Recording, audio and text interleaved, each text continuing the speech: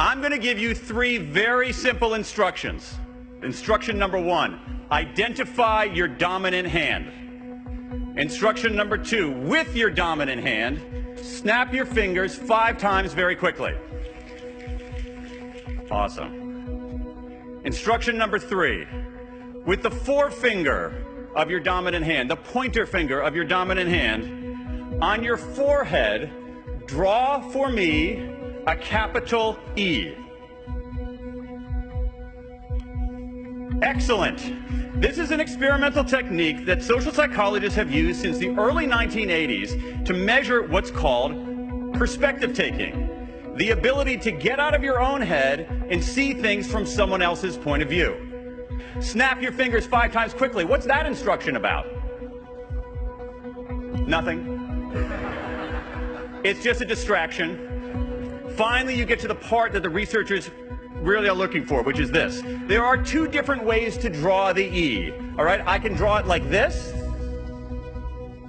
so you can see it, your perspective, or I can draw it like this,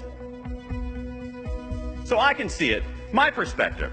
Put people into an experimental setting, control for handedness, make them snap their fingers, ask them to draw an E.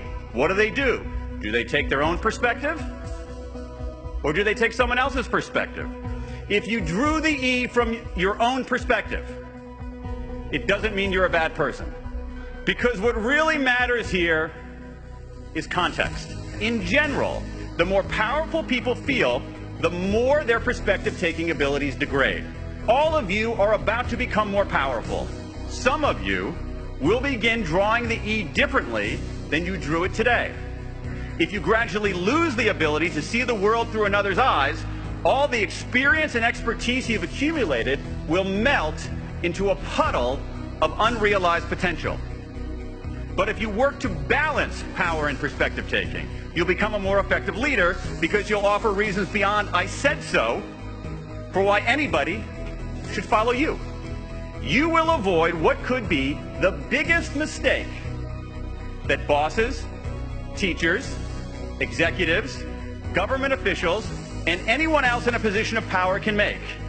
And the mistake is this: thinking you're the smartest person in the room. If you think you're the smartest person in the room, you've just proved that you're not. Believing that you're the smartest person in the room, trust me on this, never ends well.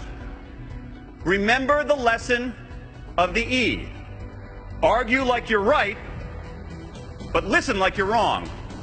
Use your power, but sharpen your perspective taking.